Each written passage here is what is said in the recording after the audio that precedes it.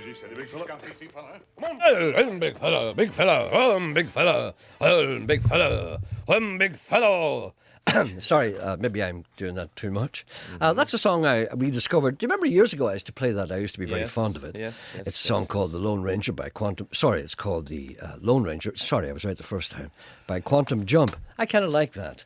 Good morning. The number to ring if you want to contact this programme, and we'll be here until 12 o'clock, or noon, as some of you call it. No, we'll be here at 5 to 12, that's right. What is that programme called that's on now from 5 to 12? Living Air. It's people's recollections of what the radio did for them and what radio meant to them when they were young. Did I ever tell you about my sewing machine top? Yes, with the indentation of your bum.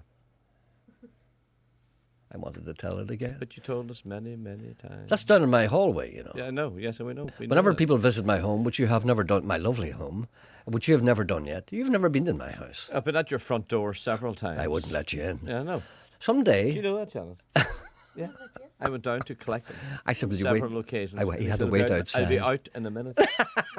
Never brought me in. I had to sit. None of this. Oh, come on in, come on in and have a cup of tea, Sean. Come on in and rest your weary bones. Sit down there in that seat there. I'll give you a soap in your hand. And what about a bit of barnbrack, or maybe perhaps a farrel? A farrel or an egg soda. Go on there, take the weight of your feet. Take a load off Fanny. Take a load for free. Take a load for free. Sit down there, young fella, and get up with that, you impudent brat, that Mr. Coyle. Sit down. Get up there, Johnny. Let him sit there beside the fire. Oh, he's an ashy pet. Let him sit down in the settle bed. He'll sit there. He'll sit. What about a wee drop of whiskey? Warm the cockles of your heart. Aye. I've never let you in. No. Never. No. They'll come in. Why don't you make an appointment? Talk about appointments. I tried to phone. Well, I phoned the dentist this morning. Did you? And they don't answer. No, they don't. What Why time not? did you? Well, what time did you phone them at? 10 to 8? No, 10:05. 10:05. That seems a reasonable hour for a dentist. Nobody answered the phone. No, I'll tell you what happens. And then it goes to a fax. And then I phoned again. See, I've got this bridge that's in danger of collapsing. But the River Kwai. I call it the Coyle Bridge. Oh, that's very good. Isn't it, the Coyle Bridge. The Coyle Bridge. That's after the Foyle Bridge, of course, or as we know it, John Hume's Bridge. Yeah, so I feel a little looseness. And I said, what I'll do is I'll make an appointment. I'll just tell them there's no tighten your belt. It's no emergency, but whenever you can fit me in. But why don't they leave a message saying we're unable to take your call? I think, in fairness, what happens is happens? I think I know I perhaps know the dentist to whom you we subscribe. We both go. Oh no, I've stopped. Oh no, I have left them. Oh, have you? I've left them for precisely that reason. For precisely that reason, you can't get through to them. I can't get through. That's exactly. So I'll tell you where I go. I shall have to walk down to the... But you won't like the place where I go. You have to pay more money than you did in the last place. But I'll go and see him. No, I get well treated there. Oh. Well, so did I until recently. Ach, it's you. It's not me. It's you. Anyway, listen, that band, the first record I played was basically I've Been Everywhere. It's only a small clip. People have been asking about that, so I have to explain it to them. It's only a minute clip. It's an ad on television, and it's a band called Keep It Cash. And I don't think that's been released commercially, but it may be. I don't know yet. It's hard to release that a minute long. No, but I mean, they haven't recorded it on its full length, and it may not be released commercially. I don't know. And if it is, I'll let the people know, because people are interested in that. It's from a band called Keep It Cash, who did a gig, actually, last Sunday night in the Empire in Belfast. It was an invited gig. You couldn't go to it. But two lucky people who listened to this programme, I got them a couple of tickets, and they wrote back to me and they said they enjoyed it tremendously.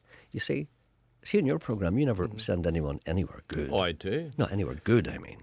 You see, you never send anywhere people to places where other people can't get in. You see, that gig was a private gig. But I, of course, with my influence in show business, got them 2 tickets because they said it was important to them. What's that in your ear? That's my thing, my computer logging on. Oh, tell me this and tell me no more. Do you think if we do A Boy Named Sue with that band called... No, because I don't like the way you did it the last time. You were too hard to teach. You have no rhythm, you see. There's no rhythm in The Boy Named Sue. There is. It's all over the shop. It is all over the shop the way you recorded it. I have to tell you, and I'm going to tell the listeners what happened here. Excuse me. We went to record in the studio. The undertone said that I did a very good job with a very difficult song. But how long did it take you? It took us all night. It did not. The hair. I had hair when I went in. It took 3 takes. 3 You're all takes. over the place. I think you ruined it. Ask the undertone. You ruined it. Was that good or bad? Oh, here's a note. No wallaby jokes, please. All right, then. No wallaby jokes? That's it. Now stop it. Oh, that's about the wallaby and the party. And Yeah. I don't know that. No wallaby jokes. Anyway, here's some feedback from the listeners. Last week in my place of work, a horrific incident happened, resulting in the radio no longer being able to pick up Radio 1. This resulted in the radio being tuned into Radio Ulster. I was shocked and distraught that any sane person below the age of 80 would contemplate such an action. But after listening to a young monster munch-eating James Whale wannabe Who's show, I thoroughly enjoyed. I then found myself listening to what I thought at first was a foreign language programme. Later I realised that I was listening to a Dungiven dialect. I would just like to say that my work colleagues and I shall not be tuning back into Radio 1's thumping beat.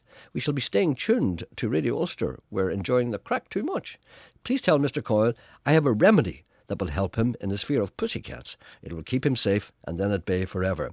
All he has to do, and here's his advice, whenever you go out in future, before you go out, dip your finger into a jar of mustard. I don't like mustard. No, it's not for you. It's for the cat.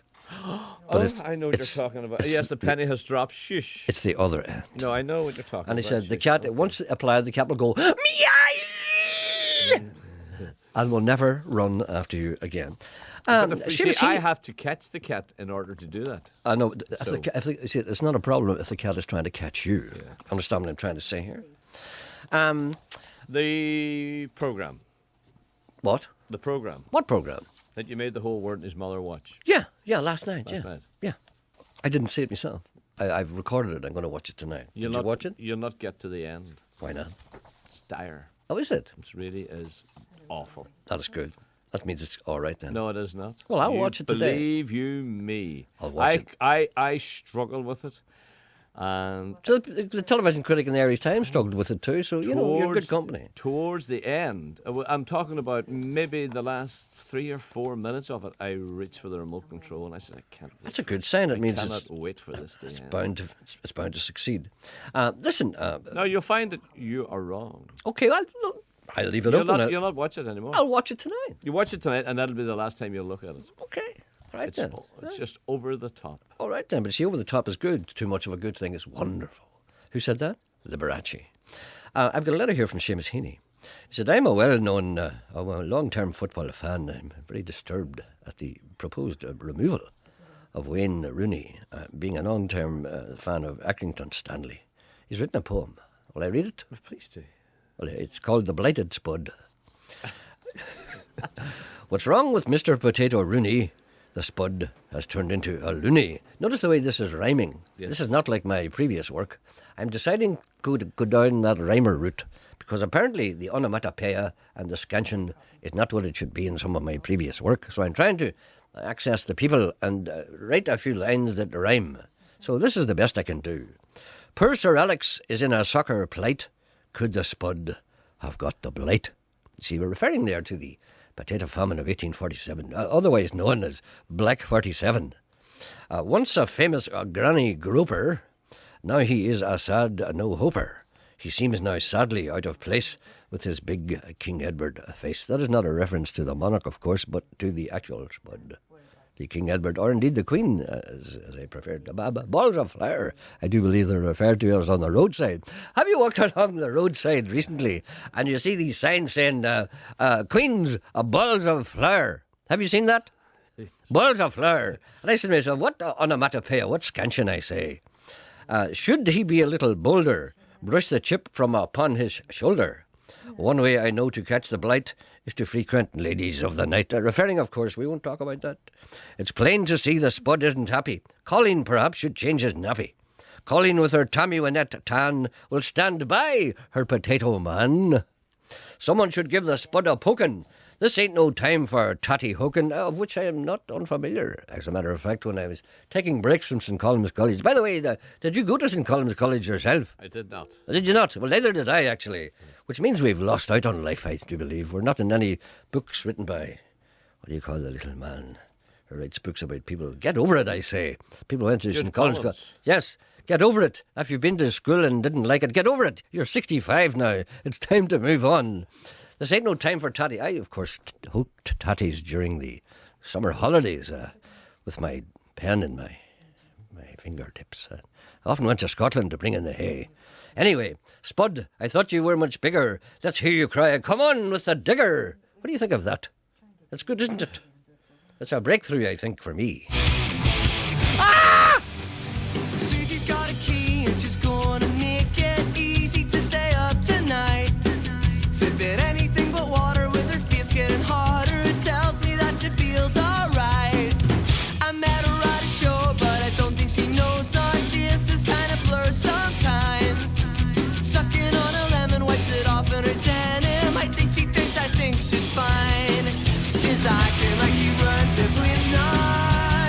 I'll get it through to you somehow. I don't think it's cool to be in love with you. Get over yourself. So messy, but you're not in my team. Get over yourself. Susie spilled her drink, so I bought her another. She poured it down her throat and left to stand out in the cold in a dress full of potholes. Left her by her cigarette. She's talking lots of trash, thinking no one will hear her. Yeah, she got a lot of nerve. Biting on her lip, acting totally harmless. We'll give her what she deserves. She's acting like she runs the police now. I'll get it through to you somehow. I don't think it's cool to be in love with you. Get over yourself. So in that scene, but you're not in my team. Get over yourself.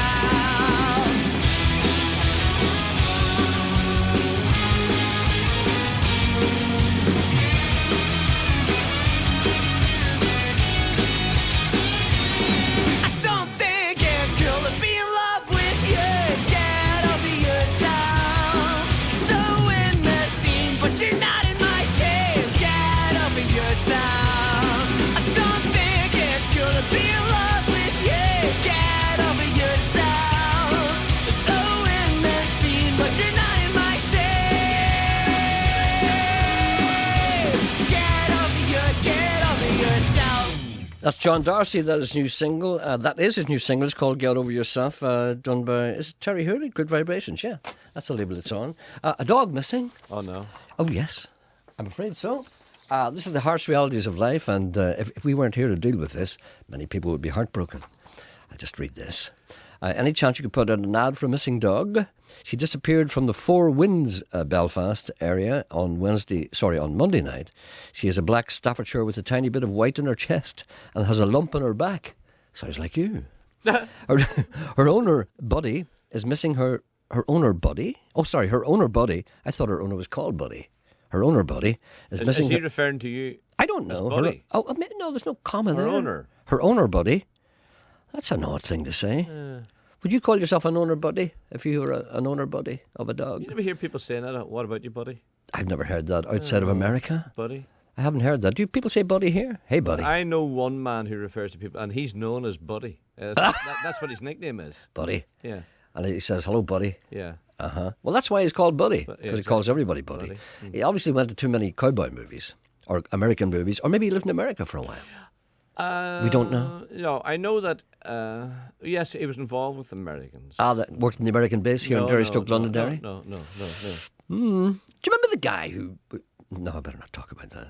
It was actually a prisoner of war with the Japanese, and he was in prison with a lot of Americans. My uncle was a prisoner of war Yeah, with the Japanese, and he had a big... Do you know what he had in his neck? Yeah, you told us. I hate the way you do that. You asked me, did I know? Just pretend you don't. Just all you have to do is go along with it, you know? I want to talk about stuff here, and you keep stopping me at every... The people out there saying he stopped him telling that No, story. I did not. You asked me, did I know what you're... I'm not telling it now. He had the mark of a sword on a Yes, he was samurai, marching back the back of a in this sword. work party, and he was marching back into the camp. It was Changi, actually. And do you know where Changi... You were in Changi? No, I was not. Yes, you were. Was I? Yeah. Tell me, Changi. Singapore Airport. Was I? Singapore Airport was the site of Changi Jail. You don't believe me? Absolutely Why'd not. you not tell me at the time? Because I was afraid you might take off your clothes and run around the airport and pretend you had malnutrition. No. And he was there, and he was coming back, and the Japanese guard was walking along. He just took a look at him, and he said when he looked at the Japanese guard, he knew that something was going to happen. So the Japanese went, which it translated means, do you know Daniel O'Donnell? Right. And anyway, the Japanese guard took out his big samurai sword. And They wouldn't have had a samurai sword. whatever the thing is, the sword Yes, thing. yeah. What do you mean? Well, Wouldn't they be a wouldn't have samurai? samurai swords. That's what he had. A sword, all right. Yeah. Don't pick holes in everything. He lifted his sword out of his scabbard. Can I say scabbard? Yeah, scabbard's a good word. Scabbard. He Scabbard lifted and his sword holster and are he two raised big it above words. his head, and my uncle meant, "Good night, Irene," he went in his mind. He didn't sing it, but he said, that's it. So the sword came down. But unfortunately, or should I say fortunately for him, it was the blunt end. There's one blunt end, one sharp end. And he left, it knocked him down, and he was out for the count. And when he came around, he had a very, very sore neck for months, and very bad. But he had a cut deep about like a quarter of an inch, maybe half an inch. No, about a quarter of an inch. Big red scar. And to this day, well, God, he's passed away now. But until the day he died, it was very visible. And it was a great thing to have in a pub. You know, what happened to your neck there? Oh, I bet you didn't talk about it. he did talk about it. Maybe just to family, I would say. Well, no, he did talk. But I'll tell you one thing: he couldn't go into a Chinese restaurant Well, that's okay. because he didn't like curry. Harriet's on one. Harriet's on one. Hello, good morning, Harriet. Hello. Hello, Harriet. How are you? Have you put me on air? Yes, you're on air at the moment, actually. Okay. I I don't know. I don't know what goes on here. Were you not expecting to go on air? No, I wasn't. Call you putting a woman on, not expecting to go on air? Excuse me. Yes. Excuse me. Janet, was it? Janet says that Harriet rang before the programme asking could she go on. I'm sorry, Harriet. There seems to be some misunderstanding. If you don't want to be on the air, I will No, forgive it doesn't you. matter. If you want to talk to me later or something, that's just I'm a student at Bangor Tech, and I was looking up the internet last night, and I noticed that you went on like ghost hunts Yes, in I did. 2005, and we're doing like a ghost hunters program. Are you? And yeah, it's in pre-production, like research at the moment, and we're wondering if it was possible if we could get like a wee interview or something with you about your experiences. Oh, certainly. Yeah, no problem. Are you doing this for? Are you going to film this? Yeah, we're going to film it See, for one of our classes. One of the difficulties about that, and I don't know if you're going to, well, if you'll find this out for yourself. Are you going to go on? Are you going to sit out somewhere? Are you going to kind of basically just sit there and see what happens? Maybe you go into some site where there's some activity and kind of stake it out. Is that what you're going to do? Yeah, we're in pre-production and we're sort of looking at different locations at the moment. Our whole class is doing it, and just I came across yours and listened to the 4 programs that you done on the 4 Belfast locations. That's right, yeah. But it's very difficult, and that's why I was talking to the fellow out of the NIPRA, which I mistakenly called the Northern Ireland Paramilitary Association, but in actual fact it's the Northern Ireland Paranormal Research Association. And he's very suspicious about all the TV programmes, because if you commission a TV programme, and I'm not saying you're doing this, if I'm a TV commissioner and I say, make me a programme about ghosts, I don't want you to come back with a programme with no ghosts in it. Do you know what I'm saying? So if you're sitting there, if you're staking out a house, we spent 4 nights, and the things that we saw were just very quick and fleeting, and they were things that probably wouldn't be able to film because you have to put lights on to film. Of course, do you have any special cameras that don't need light? Do you? Yeah, quite a lot of the students have their own cameras, special cameras, and we're getting we're borrowing a few cameras off people that want them. Well, I wish you the best of luck. And can I just suggest something? You don't fake anything. Because you can't fake anything. If you fake it, it's obvious. No, we're not into that. Like, we'll disprove it if anything. Okay, you don't mind if you disprove it? Yep. Oh, that's even better. As long as a lot of people go out and they feel as if they should bring back footage of ghosts and things that go bump in the night. I'll give. Okay, what did you put? This lady just wants to talk to me privately, and you put it. Janet, for God's sake, pull yourself together. Don't start at her. Leave your phone number, and I'll give you a little ring later. Okay. She's got my phone number, so she has. And okay. Sure, I'll send you an email as well. Okay. All right. Best of luck to you. Thanks very much. Bye. Bye. Bye. Bye. I don't know. For God's sake. Irene's on too. Yes, she wants to talk. Does she? Hello, Irene. Hello, how are you? Are you sure you want to be on? You haven't been Shanghaied? No. Or Singapored? Yes? Well, how are you? I couldn't be better, thanks. Good. No, I'm on to really on the same theme as the last caller there. Yes. Everything that goes bump in the night. Yeah. I run wee stage shows basically down in the McNeil Theatre down in Larne. And I'm running one next Friday night. Yes. And I have an international storyteller coming to the evening, a gentleman from Belfast by the name of Fra Gunn. Yes. Now, do you know Fra? No, I don't actually, Right. no. Well, Fra he's an actor and a storyteller, and he has done quite a bit with Belfast City Council, running a tour called Belfast Bread. So he belongs to Storytellers of Ireland, and he's coming down to the McNeil, and he's going to give us all goosebumps, hopefully, and a few, humorous yarns about Halloween as well. Yes. And then I have a young man by the name of Liam Kelly. Now, Liam he's the chairperson of Larne Folklore Society. And if you've seen in the local press there was a bit of a hoo-ha recently from that same organisation you just mentioned there, the Paranormal Ulster. Paramilitary Ulster, yes. Yes.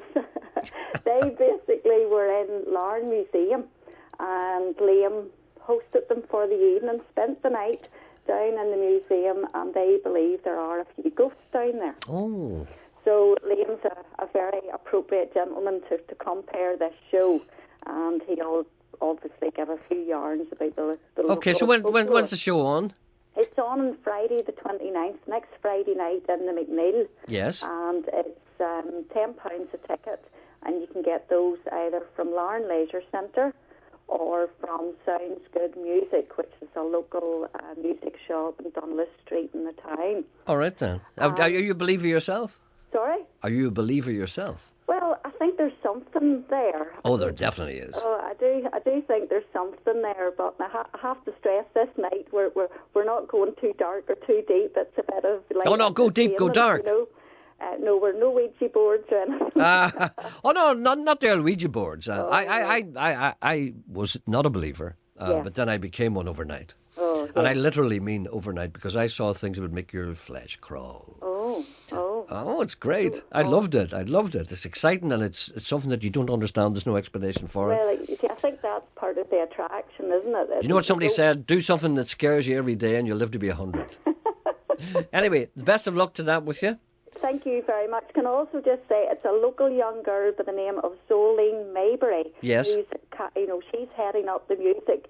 So they're going to do all those old traditional songs, the Munster Mash, Larne Grammar School kids are involved, and they're going to do big theatre dance numbers. Like Purple People Eater. All right, then, have a great night. Thank you very much. Thank you. Gerry. Thank Bye. you. Bye.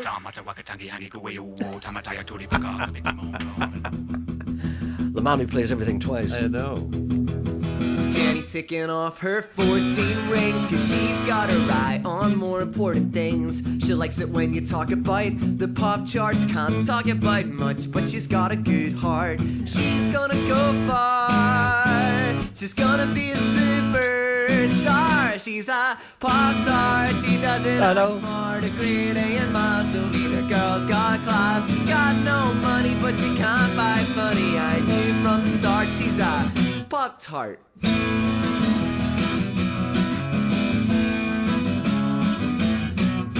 She's heading to the club with her sketchy mates. It's girls' night tonight, she doesn't need a date. It's a stripy Nike neon ammonia rave with her hands in the air. They know how to behave. She's gonna go far, gonna be a superstar. She's a Pop-Tart, she doesn't act smart. A grade A in maths don't mean a girl's got class. Got no money, but you can't buy funny. I knew from the start she's a Pop-Tart.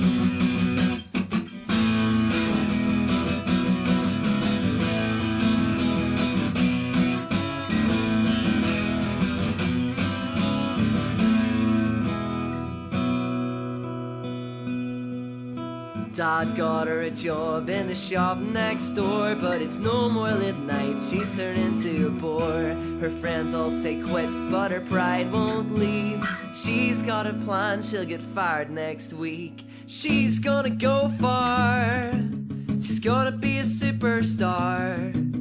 She's gonna go far, she's gonna be a superstar. She's gonna go far, gonna be a superstar. She's gonna go far, gonna be a superstar. Pop-Tart, she doesn't act smart. A grade A in maths don't mean a girl's got class. Got no cash, but you can't buy loves. Knew from the start. I knew from the start. I knew from the start. I knew from the start. On 92 to 95 FM and 1341 medium wave. This is BBC Radio Ulster. It's 11 o'clock and with the BBC News, this is Keith Burnside. In less than 2 hours' time, the Chancellor, George Osborne, will give details of the biggest cuts in state spending for decades. Some government departments are facing cuts of a third, and an estimated 500,000 public sector jobs may be lost. A public relations expert has told the public inquiry into the C. difficile outbreak that it's legitimate for the media to scrutinise the NHS as it's accountable to the public. The inquiry has also been told that openness is essential when dealing with a hospital-acquired infection. From Antrim, our health correspondent Marie-Louise Conley reports. Professor Anne Gregory told the panel that good public relations should involve a crisis management team being in place and one that's ready to deal with such a crisis as C. difficile. The inquiry heard that, in her opinion, a crisis plan should determine the appropriate spokespeople, including external experts who are media trained. Earlier this week, the chairman of the Northern Health Trust and the head of communications said, in hindsight, a crisis management team should have been in place and that the communications department should have had a better understanding of the hospital superbug. Part of the inquiry's remit is to explore how hospital information was communicated to journalists. The MP for Foyle has condemned those responsible for last night's shooting of a man in Londonderry. The victim was at a house in Carnhill when 4 masked men forced their way in. He was shot twice in each leg. Mark Durkin says the community is becoming increasingly disturbed by such attacks.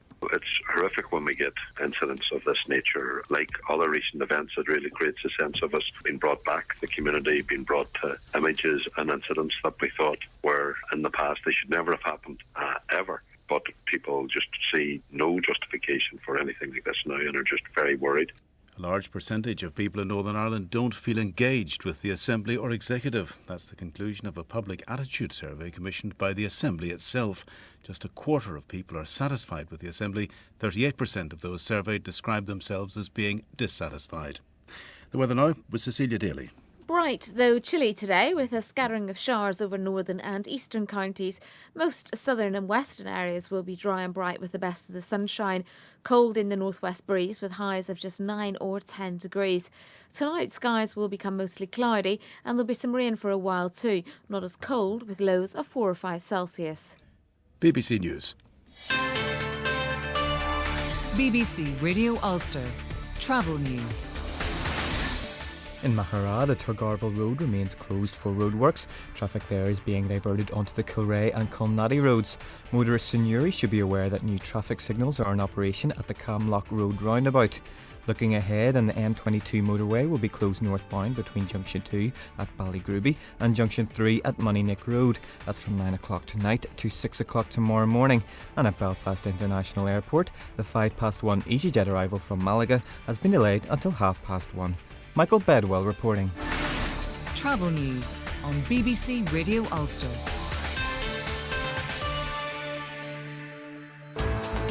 On Talkback with Wendy Austin at 12, today's the day. How much, how deep, how many jobs will go? The spending review revealed what's expected to be the biggest round of public spending cuts for decades. How deep will the cuts go here? 2 billion over 4 years predicted. How's that going to hit us? We'll have the Chancellor's speech live and we'll find out from our experts how it'll affect our lives. And you can text me with your views and maybe even your reasons to stay cheerful, strength in adversity, all of that. Usual numbers, all that and more in Talkback at 12.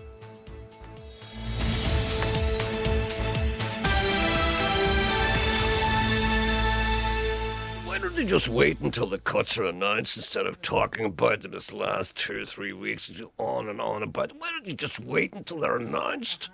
What is going on here? Speculation. Wouldn't happen in my day. Whatever.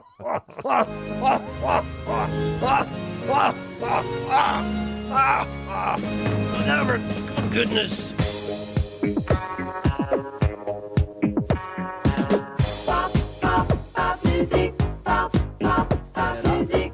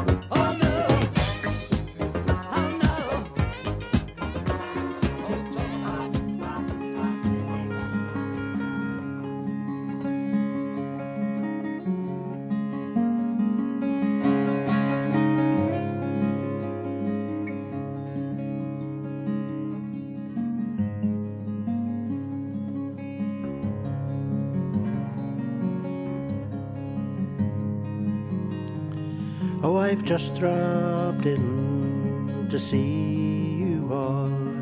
Sure, I'll only stay a while. And I want to see how you're getting on. I want to see you smile.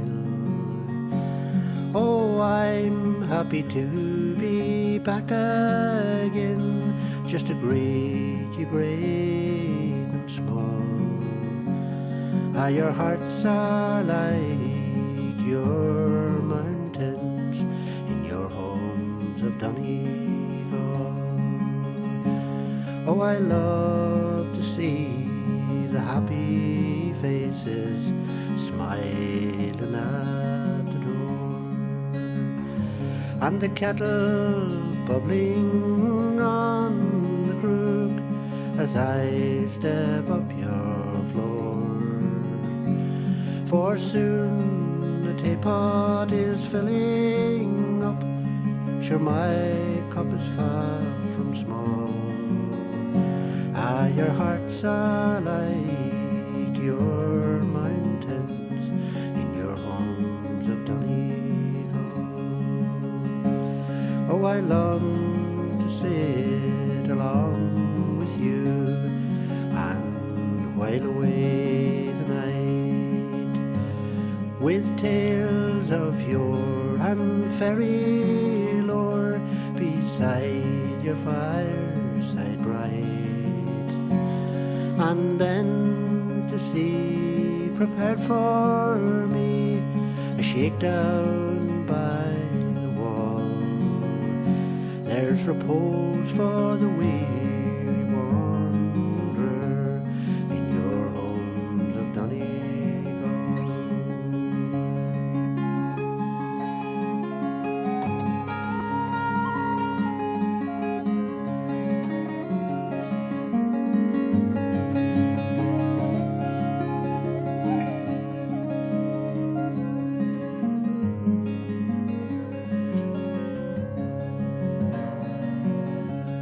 Ah, the time has come and I must go.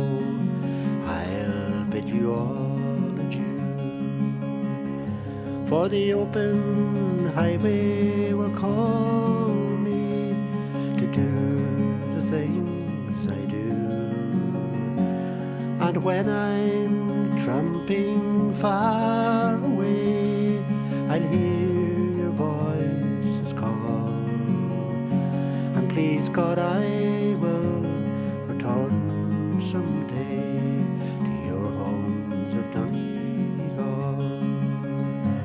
Please God, I will return someday to your homes of Donegal.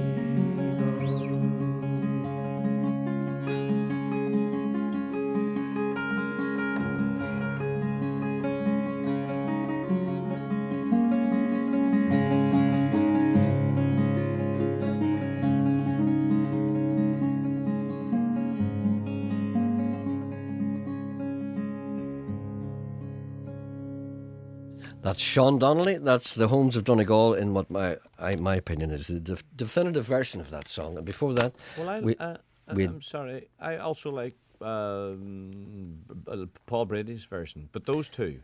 Well, Paul Brady's version of Homes of Donegal is kind of basically a kind of a rock and roll version. But see, that's the way that was. The reason I like that is because I know that's the way that was meant to be sung. Yeah, exactly. That's the way it was meant to be sung. Yeah. And he sings it from... I just dropped in to say a while. I've only stay a while. That's the way people used to sing it. And Paul Brady sang it differently. But then Sean Donnelly, he sings it the way it should be sung. A man sitting at the fireside. Exactly. Talking to the people. On his knee. I know, you can see the kettle on the hob. Could you tell me something, please? Yes. A phone call there during that song asking me, am I in Belfast with you on Sunday? What's going on? Oh, I know what that's about. Maybe I shouldn't say this, but do I not know about this? Am I travelling on Sunday? Well, Sean and I are doing a little gig for the Queen's Festival in the Elmwood Hall on Sunday night. You're not required to be there. It's basically a one-man show performed by two people. So why could it not be a three-man show? Three's too many. The money doesn't go round. You know, it's only two. So Sean and I will be there on Sunday night. People are welcome to come along.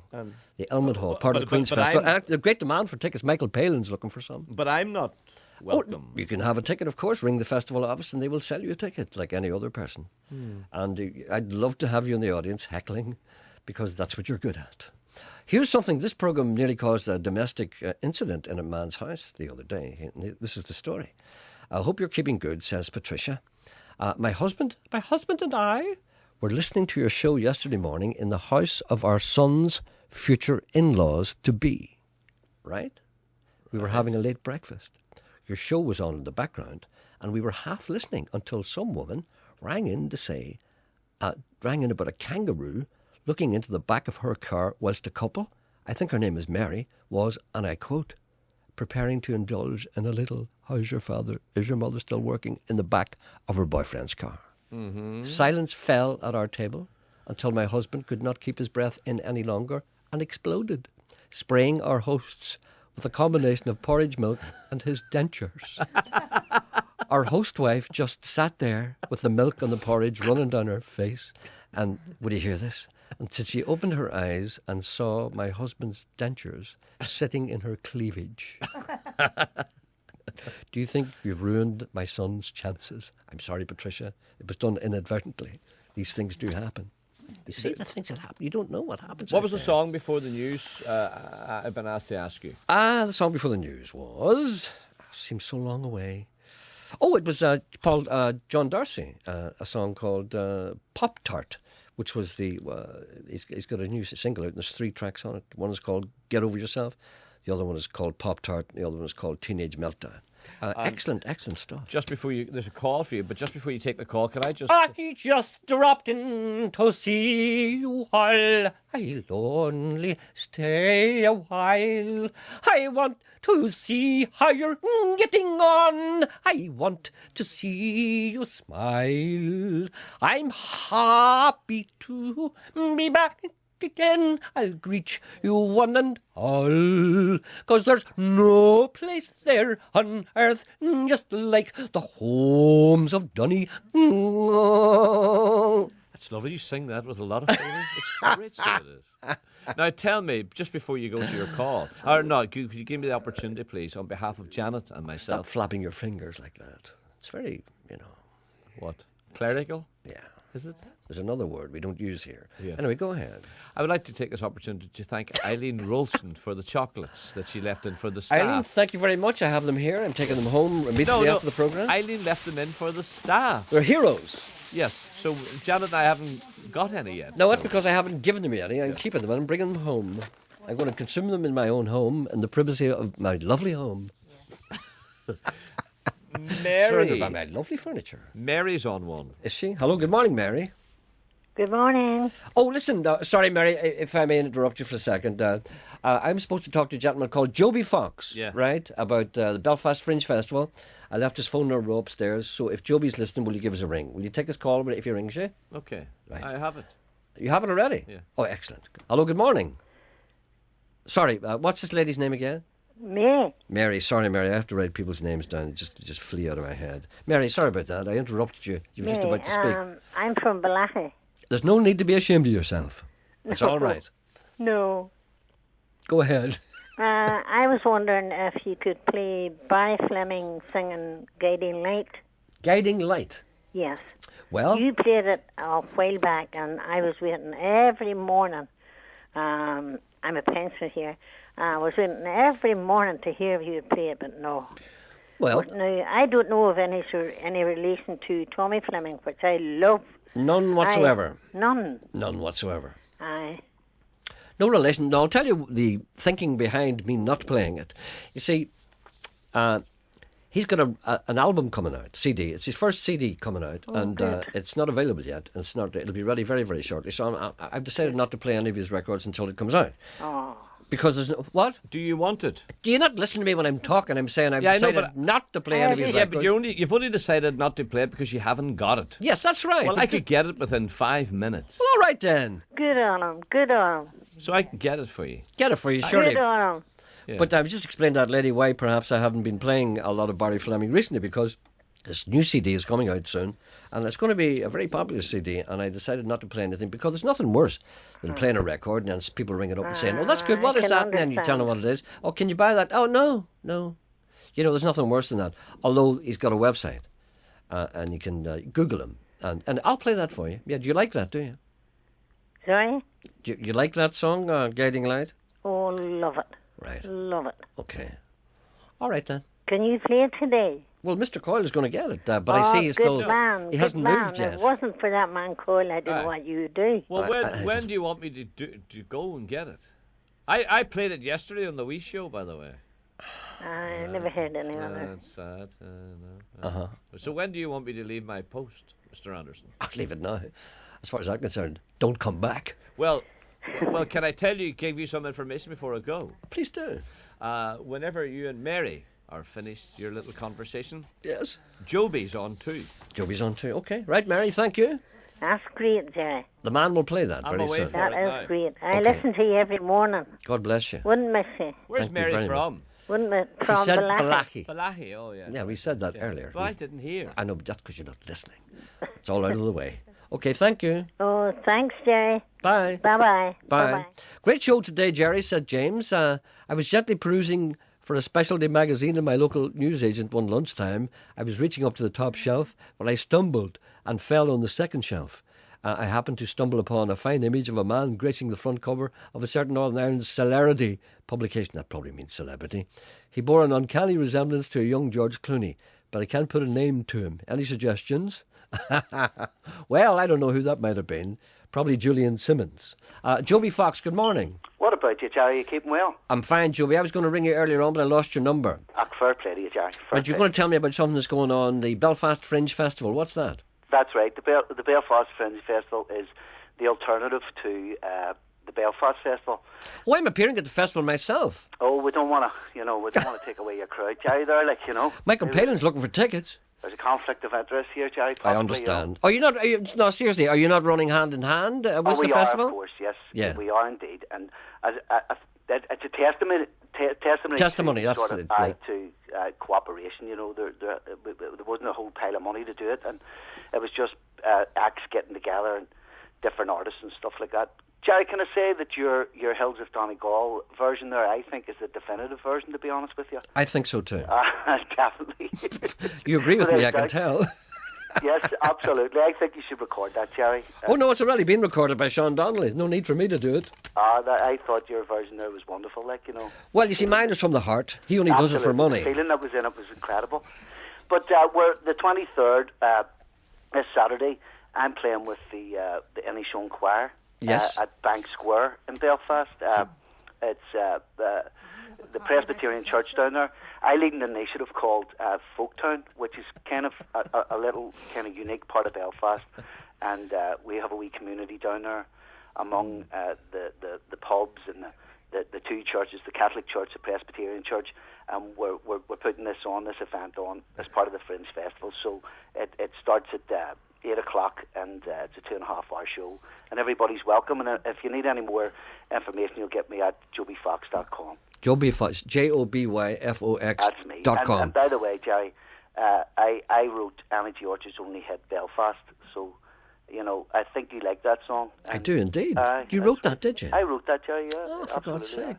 Of course, you're a singer yourself. Yes, singer-songwriter. All right then. Yeah. Okay. Well, we'll keep an eye out for that. And the Inishowen Choir, tell me about them.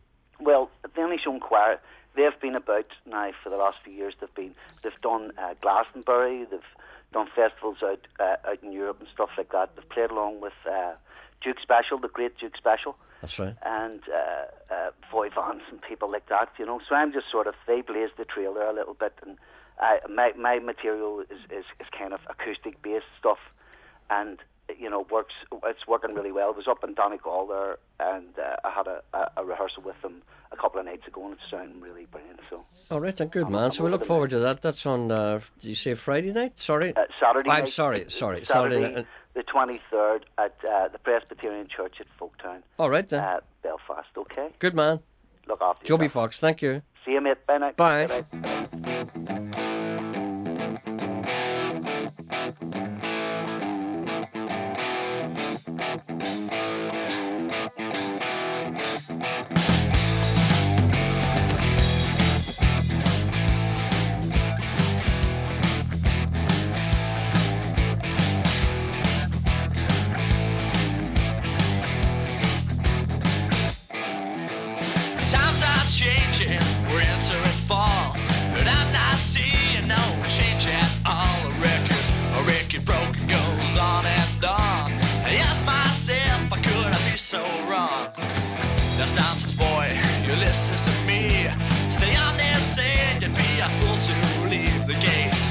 the world, now the bolt is shut.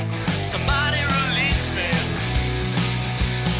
from the shrub. Stand up, and face the fire. Stand up, a future that's out of sight. Stand up, got to clear the road. Escape this hell, yeah, the spots of it whole.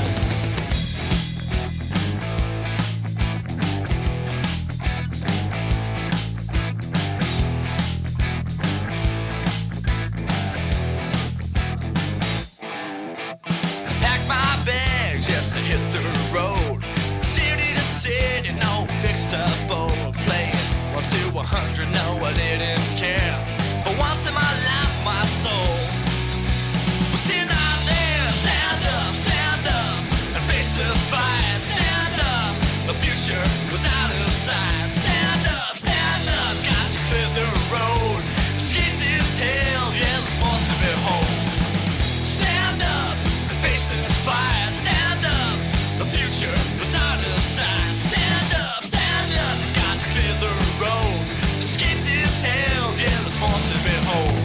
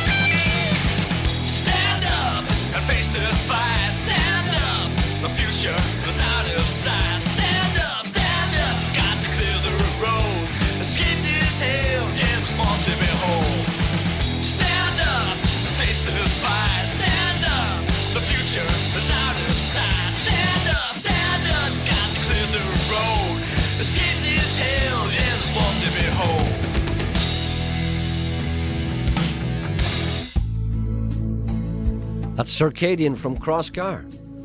A bunch of school kids. Fantastic. Great band. This is Barry Fleming.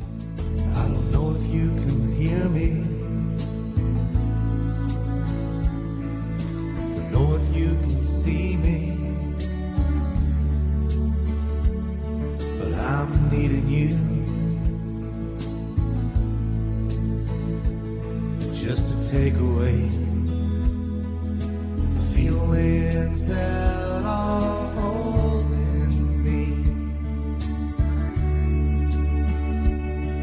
against my will. For you could always understand me. Never tried to underhand me like so many did.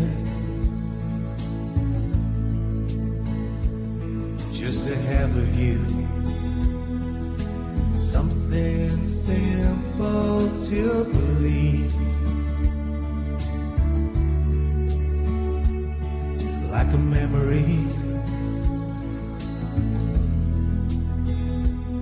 just a memory. When I look for you, when I call to you, those words just carry through into the yonder like they always do. I just can't get it right. Try as hard as I might, you won't be here tonight. You won't be here tonight. I was gonna wait till later thoughts down onto paper. Always said I would. Just to let you know everything I couldn't say.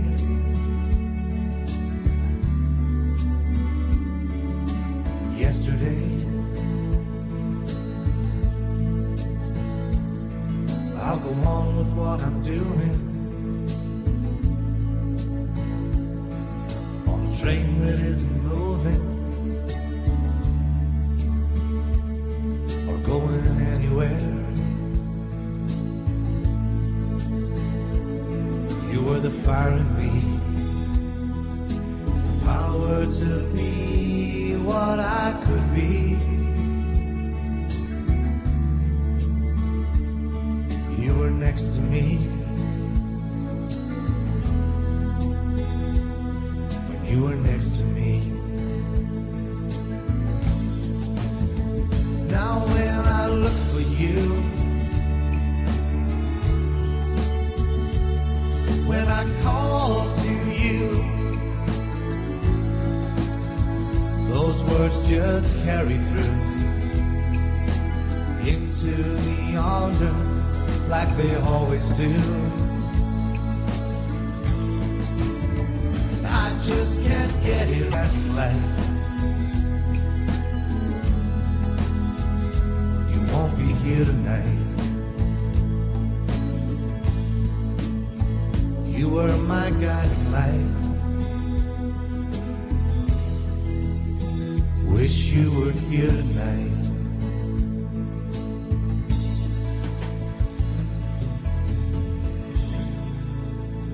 That's the aforementioned Barry Fleming. That's a song called Guiding Light. As I say, his new CD is coming out quite soon, but I don't know exactly when. But if you want to be clued in as to what he's doing, there's a website, www.barryfleming, BARRYFLEMING.co.uk. How efficient am I? Dan the Postie said that it sounded like a good year for the Roses. Did it? Yeah. Well, no, I didn't think so. I wasn't listening. No.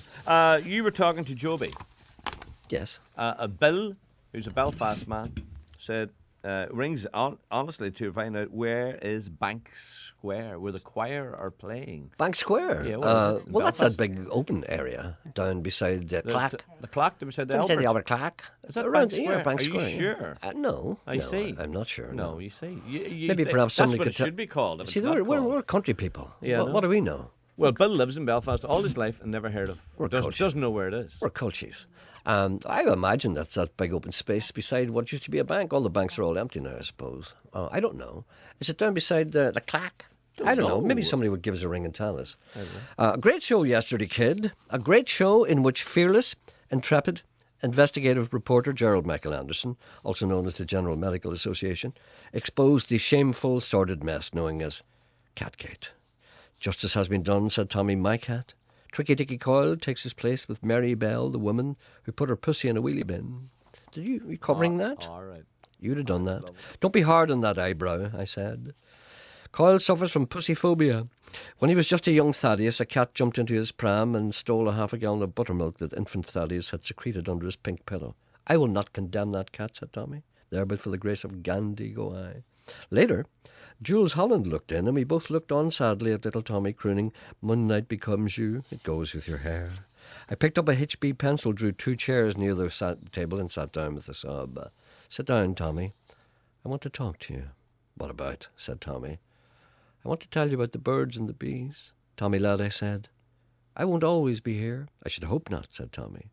"When I go," I said, pointing up, whilst Tommy looked down, "I want to leave everything to you." "Everything?" cried Tommy. "Everything," I said. "The whole kit and caboodle." "We thank you," yelled Tommy, leaping to his feet. "I don't want your rubbish. This house would make Steptoe's house look like an ideal home." After noting carefully how Tommy had leapt to his feet, I leaped to my feet and yelled, "The deal's off. I'm not going to die.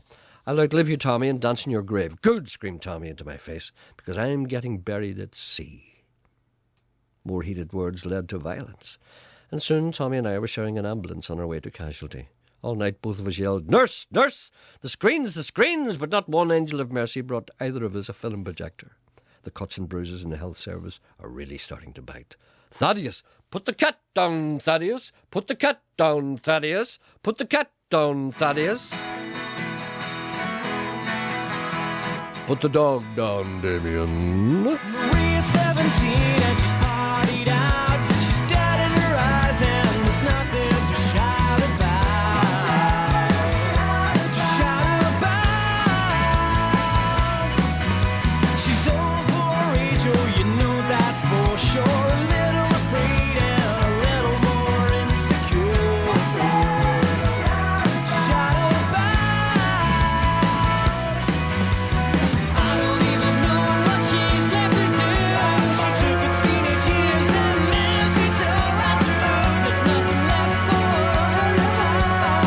To be wide-eyed and like the fire inside. Oh, and know what I wanna see. I wanna see if you'll do it for me. Find your mother and tell her you're still young. Radically decadent, to look around her if it thinks that she can't turn her life around because of who she is and where she's from. They're just as one, but baby they're not the same. They're not the same. I don't even know what she's left to do. She took her teenage years and now she told right through. There's nothing left for her to hide. To be wide-eyed and like the fire inside. Oh, and know what I wanna see. I wanna see if you'll do it for me. Find your mother and tell her you're still young. Find your mother and tell her you're still young. Find your mother and tell her you're still young.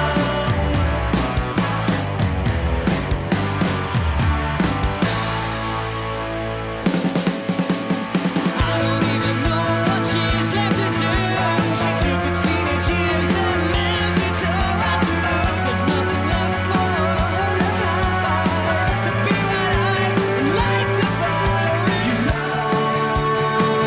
When you grow old, that you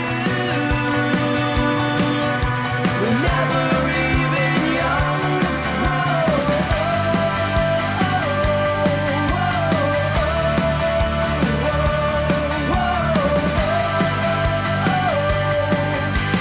Find your mother, tell her you love her. Find your mother and tell her you're still young. Oh, and know what I wanna see. I wanna see if you'll do it for me. Find your mother and tell her you're still young. Oh, and know what I wanna see. I wanna see if you'll do it for me. Find your mother and tell her you're still young. Tell her you love her. Find your mother, tell her you're still young. Tell her you love her. Find your mother and tell her you're still young. That's a song called "Find Your Mother" by a band called Calenzo Parade here from Oma. And staying in Oma. Do you see how it all comes together? Staying in Oma.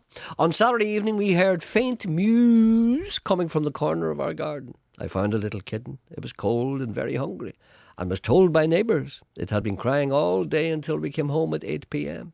We took it in, fed it, now it's safe and warm. Why did the neighbours not go to its aid? Because the neighbours didn't care. Safe and warm, I think it's about 12, 16 years old. It has been house trained, it means it's not peeing in the air. Might have strayed from home, owners could be looking for it, little children perhaps crying their eyes out about the loss of their little kitten.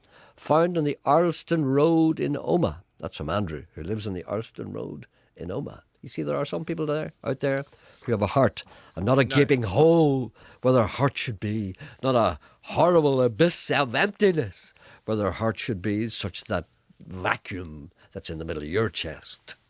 Thank you. Vacuum chest. Did you ever hear of a townland called Black Repentance? It's outside Castlefin. Black Repentance. You know, I've sat in this seat for many a year, and I've never, ever been told about... I've heard about Tatty Hoken and all that place. Black Repentance. It's a townland. That sounds like a lot of fun, doesn't it, living there? Yeah. Hey, you might have a lot of hoolies going on there. Black Repentance, never heard of it. No. A townland, where's it near? Castlefin. Castlefin, that's Donegal. And also Bank Square is outside St Mary's Chapel or Chapel Lane. Say the clock. No, it's nowhere near the clock. It's near the clock. Well, apparently not. Not near the clock? No, apparently not. Not near the clock? Apparently it's near Kelly's Cellar. Kelly Cellars. Bar. Bank Square. Oh, really? Yes. There we are. We learn a little each day. That's Now- nowhere near the clock, Knock. Jones Whitten, the collector grandchild. Ah, God bless her. You have a special empathy for people collecting their grandchildren because you're an old, greasy old grandfather yourself, aren't I you? am indeed. Who's making porridge this morning? What? Making porridge for his 2 grandsons. Making porridge for your grandchildren. Yeah. I make porridge. See, I make porridge and I slice the banana and heat it all up and put it in the microwave and munch it all up for myself. But then there's 2 wee faces looking at you. They say, "Do you want some of Granda's porridge?" I say, "Aye." Do you want some of Granda's porridge? They say, That's a thing that I hope never to say. "Ah." Do you want some of Granda's porridge? Do you? You're practicing for the old people's home. Well, Everything's going great for you, isn't it? It's all in a whole seeming line. I can make porridge. Look, there's that. Look, there he is. You know what he's like when he doesn't get his porridge? Put a wee bit of the banana in it. You know what he's like when he doesn't get his banana. Hello? Good morning, Gerry. I'm sorry you had to listen to that. I know. Who's this, I wonder? This is Joan. Joan, hello. I'm ringing to congratulate you on your music this morning. Oh, did you like it? That's all. Mainly it's Northern Ireland music, you know. Yeah, is Sean picking it for you? No, he's not. As a matter of fact, he's fighting tooth and nail to have it stopped. Right. I'm really enjoying it, your music. I didn't bright have to turn the volume down at all this morning. Not even once. Not even once. It's nice and bright and local. It is. Bright You're and a local. changed person this morning, Gerry. Pardon? You're a changed man this morning. Why do you think that? I don't know. It's your music. I can tell by your music. Yes, you're brighter and you're friendly. Yes, friendly. very yes, much. Yeah. You're very pleasant to Janet now. You're not worried about the cutbacks on the BBC or anything? No, because we don't get enough that it doesn't register. We've never had a rise. We've never had a rise, so I we're know. still living You back get in. a fall. We're still being paid 1958 money. You could get a fall from that. No. They can't pay us any. If they pay us any less, they'd be arrested. Dan, you could get the minimum rate. Well, we have the minimum rate, but we've managed to get below that. Well, anyway, Gerry, your music's very good this morning. Somebody once said to me, when you hit rock bottom, you'll probably break through to another level that nobody ever realised existed. I think you've been there. That's the one I'm at. Gerry, I think you've been there a few times. I've been down there, yes. You It hasn't have. always been easy for me, you know. Yes. I've had a lifetime of sorrow. Nobody realises what I've been through. People think I'm just happy-go-lucky. You know, Sean, what I've been through. You know. Yes, I do. You know well, it's not been easy for me, and I've always come here with a smile on my lips, no matter what happened. Not always, no. Not always. Sometimes I didn't. No. Well, you know, I sometimes... was there for you when you were looking for... No, you weren't. I was there for you when you needed clean underwear. You borrowed some from me. You're the type of in person, if I was Australia. run down by a car, you get through my pockets. It's the type of person you are. I don't trust you. It's all bluster. The two of you There's no work heart, there's a... very well together as a team. You two are very good. There's a black hole where his heart should be. That's all I'll say. I hope Okay, Gerry, I hope just you're keep not up upset. that good music. Well, thank you very much for that. All right. God bless you. Goodbye. Goodbye. Bye. There's another call for you, too. Hello, good morning. Good morning, Gerry. How you doing? I'm all right, thanks. How's it going? All right. You're sounding in fine fettle this morning. I don't know what's wrong with me. I seem to be friendly today. Yes. I'll have to watch that. While since I heard you sing. That's me porridge and the banana. I see. I mashed it all up together. That's your secret. I managed to steal some for my grandchildren. All right. Anyway. Okay. Yes. I'm playing tonight up with Liam and Winley and the Henry Girls in Kildare. Ah, you're Stephen Handvey. I am indeed. Sorry, nobody tells me who's on the I phone. thought you'd recognise my voice. Stephen, how are you? I thought I'd test you there, but okay. I'm good, Gerry. It's been a while. It's good to hear you again. I haven't seen you for a long time. Yeah, I've been quiet in the the gigging scene around, but I've been busy recording the new album, and it's finished, I'm happy to say. Yeah, I mean, where were you living? You were living somewhere. Where were you living? I spent 7 years up in Helsinki, and then I've been in Dublin this last 7 as well, so I like That's right. 7's the number, so it might be time to go somewhere else. Okay, so you're doing a special gig. Tell me about this gig. It's in aid of Irish language in schools up around Inishowen, 2 secondary schools. I'll give this a go. I'm not an Irish speaker, but I promised I would give this a go. Gael School Cush Foyle and Colisha Kinneal Owen. So there you are. That's about the height of my Irish. Which I'm not an Ulster Scots speaker either until I learnt it this morning. You what? I took 10 minutes out and I learnt it. You're fluent so now? I'm fluent. So where is this gig?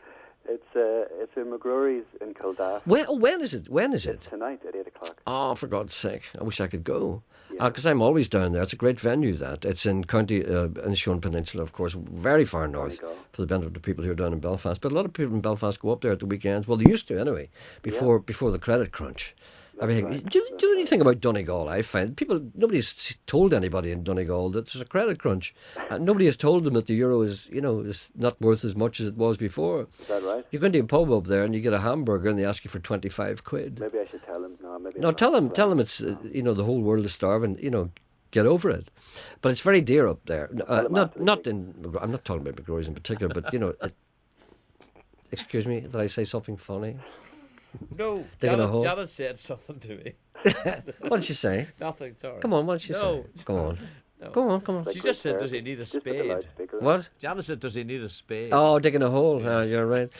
Janet, just answer the phones, all right? No need to comment. No. It's so that's tonight, and you with Liam. I can't pronounce Liam O'Meanley. It took me about 4 years to get his name right. Liam O'Winley. Winley. O'Winley. What kind of a name is that? Liam O'Winley. House Flowers. Oh yeah, That's he's otherwise brilliant. known as. Yeah, he's great. Pleasure to be sharing the stage with him again. Oh, I was over with them actually in the spring tour, and I did a couple of dates with them. Did one in Boston, sort of trying out my new songs. I bet you they like him in America, do they? I guess they did. They like you too. He's a likable guy. Do they like you too, or do no, they like you? Me too? They like you as well. They like me as well. Yeah. All right, so it's a kind of a concert situation, is it tonight? It's a concert situation. The Henry Girls are opening. I'm on next. And then the Henry Girls. Yep. Oh, say hello to them. They're my favourite people. Say hello to them for me, would you? I'm looking forward to seeing them. Oh, what a great night that is. Why did you do that on a Friday like a civilised person? I know, sure. I'll have a word with them. All right then. Do something about it, How's your old dad? He's good. He's a fan. He listens in about at least once a month. God bless him. And my mum loves you as well. She thinks you're great. She listens about once a week. Oh, that's really nice. Thank you very much, Stefan. We're all big fans. But just maybe now I've got you on the phone, if anybody's listening and interested, they can get my debut album that was released in 2006 free. Yes. If they pre-order my new album.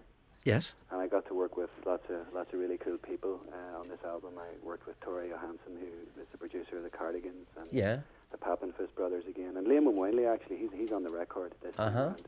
So there's a good crew of people I got to work with. So if you pre-order the new one, which is due for release next year, yes, you'll get the debut as well. So but can you do it online, Stefan? Absolutely. What's it again? It's StefanHanvey.com. If you just Google Stefan Hanvey, you'll get the STEFAN. STEAFAN. Oh, I'm sorry. STEAFA. You see, people would make a mistake there. STEAFAN HANVEY.com. Yep, that's the one, Gerry. Thanks. All right, then I've got that. If anybody missed it, I've got that worldwide web address here. Okay, thank you, Stefan. Lovely to talk to you, and I hope you have a great night tonight. Thanks for having me, and sure, you'll be in the audience sooner or later, I hope. Oh, yes. Okay. Thank Cheers, you very Gerry. much. Look after yourself. Thank you. Bye. All the best. Bye. What a nice guy. Is he nice, isn't he? Why can't you go tonight? Because I'm washing my hair. No, I have something on tonight which you know nothing about. Yeah, you don't know anything about my life, and obviously, I wasn't. I choose not to tell you because you'd only abuse me and make little of me in front of people. So what are you doing tonight? I'm not telling you one. It's time for some bagpipes. Oh no! Yes, it is. No. Yes, it is. No. It's bagpipe time. Don't. Hear those bagpipes? Nothing like them.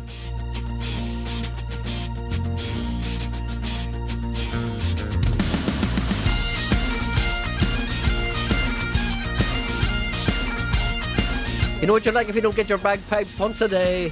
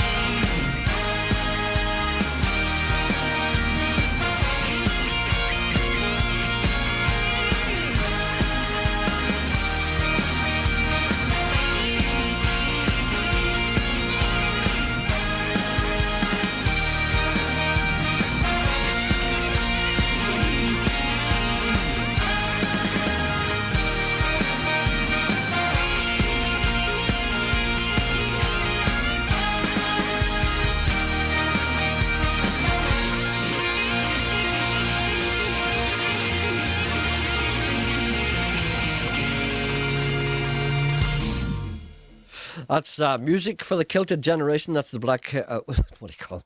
The Chili Piper, Red Hot Chili Pipers, that's it. And that's in their new album, which is called Music for the Kilted Generation. Right, some text messages. Please play the IKEA kitchen song, Gerry. It's brilliant. It's a Gerry Anderson Show song. Have you ever heard that? Yes, it's great. Really? Mm-hmm. Thanks for telling me. Any news on Gascon Ruckus? Niall in Carryduff was also chased by a cat. There you are, you're not the only one. Gerry, please play Lean On Sheena by the Bouncing Souls. Never heard of it. Great show, kid. Please wish Adam, the Fed ex-driver, a happy 44th birthday with love from Debbie. Them impressions are great. What about David Dunseith having a chat with Daniel O'Donnell? Joby Fox is brilliant, singer-songwriter. His recent single, Perfect Stranger, is great. I must have a listen to it. Can you ask Snotter Bake to play Jeff Buckley? That'll be me. Sean asked Snotter Bake to play that song, Belfast, that Joby Fox was on about. Gerry should get Joby on for an interview. He has some great stories to tell from growing up during the Troubles. I grew up during the Troubles too. Not a word about me. You did not. You're a big lump. Well, I was an adult. Is that what you're trying to say? Gerry, could you please play a song from Flossie Malaviale called John Condon? Oh, I heard about that. Thanks for playing Barry Fleming. Please play it again tomorrow. Bank Squares beside Kelly Sellers, our kid. Want to see Terry Hall from The Specials as part of the failure. Great. He knows about me and Terry Hall. Terry Hall, The Specials. I didn't. Cheyenne Autumn. What? What? That was the name of the film you're looking for. Oh, yeah, James Stewart. No, Richard Woodmark. And James Stewart. Was he? 1964? Well, I was hardly born then, well, but okay. it was. There's a wee quick call on 2221. I know. It was Cheyenne Autumn. John Ford's Last Western. As we used to call it in Derry, Cheyenne Autumn. No, you did not. I did. Oh. Well, go on, Cheyenne. Spell we that. always called it Cheyenne, but I never knew it was Cheyenne. I thought Cheyenne was spelled S-H-I-S-H-Y-A-N-N. Cheyenne. I thought that was a different tribe. Look, the time. Look. I know the time. Hello, good morning. Good morning, Gerry. We've only got a minute. That's all right. A minute will suit me very well. You very kindly let me dispose of my trap, which I had for a pony a few months ago. Yes. And I am now looking for a marquee. So I thought that I would try to see if some of your listeners would have a marquee that I could buy. A marquee? Marquee. Now, it's not a gazebo. It's not a tent. It's just for I can't say too much, but it's for a family party. Uh-huh. Don't want the person in question to find out that there's going to be a party. Uh-huh. A marquee, I mean, you could hire one of those. Yeah, I know that, but I want one to keep. You want to keep a marquee? Yeah. I don't want a big marquee. I want it about 4 metres by 4 metres. 4 metres by 4 metres? Mm-hmm. That's a tent. I know that, but I want a bit A marquee? All right, then. Your marquee tent. You want a freestand big one you can stand up in? One you can stand up in. 4 metres by 4 metres. 12 foot by 12 foot. Just 12 foot by 12 as 12 foot by 12. 12 foot by 12. 4 16 foot by 16. I'm. All right then. Listen, we have to go now. Thank you very much. Okay, Gerry. we've got a number. Thank you very much indeed. Bye. Okay, if anyone's got a marquee tent 16 by 16 feet, 16 by 16, 12 by 12, give us a ring at 08459 555 678. We have to go early today because a new programme starting in a moment called The Living Air. Back tomorrow. Online, on digital and on FM and medium wave. This is BBC Radio Ulster.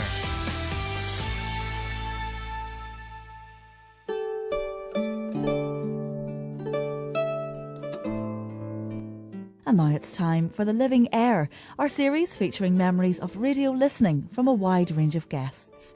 Today, it's the turn of Dennis Taylor, who put his hometown of Coal Island in County Tyrone firmly on the map when he became World Snooker Champion in 1985. Well, as a young boy, radio played such a big part in my life. I remember my dad was off at the Air Force and I was there with my mum, and we had a couple of sisters, younger brother. Only lived in a very small house, 2 bedrooms, and the middle room, well, it was everything. It was the dining room, the lounge, the kitchen. It was only a small room, and it was before a television. It's over 50 years ago. And I was allowed up on Sunday nights, I'll never forget it, and we had a radio which was up above a press, and the radio was up there so that the youngsters couldn't get up to it. And on a Sunday night, I'm sure it was Sunday night, we used to sit and my mum would be knitting there, and my favourite programme was Take Your Pick. And it was presented by Michael Miles. I'll never forget that because we used to love to see what they would win when they opened the box or whether they were going to take the money. And the thing I'll always remember, my father was a great character and he liked to play musical instruments. He was brilliant on the spoons, by the way, but he had an accordion and he was terrific on the mouth organ. And he also had a fiddle that he used to hang up in the back of the bedroom door in its little cover. I remember I used to twang that through the cover thinking it was a guitar, but he was always inventing things and messing about. And I remember that radio we had, he rigged it up to the bedroom. He'd drilled a hole in the wall and he'd wired it up in such a way that he could get his music, if he was playing the mouth organ or the fiddle, coming through the actual radio. And it used to be so funny when you'd have friends or some relations round and they'd be sitting there in that single little room, as I mentioned, and my mum would be chatting away, and the next thing, let's put the radio on, and turn the radio on, as it were. And there was this lovely Irish music coming out, a mouth organ or a fiddle, and they thought they were listening to the radio, and they were listening to my dad, who was in the bedroom. I'll never forget that as long as I live. And then, of course, when I moved over to England, I turned professional in the early 70s. And I'll never forget having to drive up to Glasgow, because the radio played a big part then. That was your bit of company for you. And I was driving up to Scotland, and I'll never forget it. I had to stop the car. It was the first time I'd heard the voice of the great Frank Carson, and he was on the radio. This was pre the comedians' days. And Frank was on the radio, and I think he still uses that gag today, and I've used it a few times as well. Hey, he's a cracker, he said. They've just discovered a woman in Africa with 5 legs. He said, and her knickers fit her like a glove. Well, as I say, I had to stop the car and laugh for I don't know how long. And many years later, I remember driving down the M6 motorway.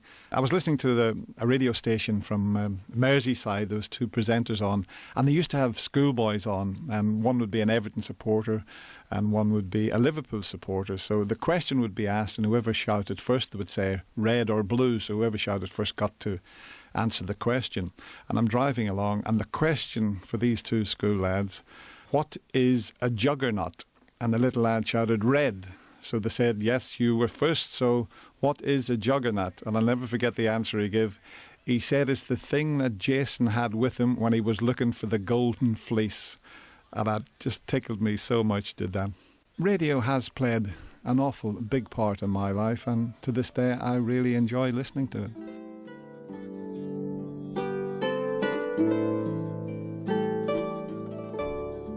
The Living Air, memories of radio listening from Dennis Taylor.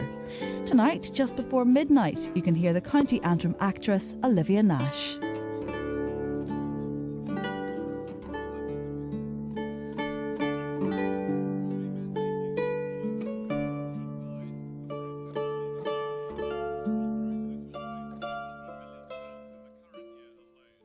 And if you'd like to learn more about radio, why not come to the Festival of Radio taking place in BBC Blackstaff at the end of this month. Simply go to bbc.co.uk/NI to find out more.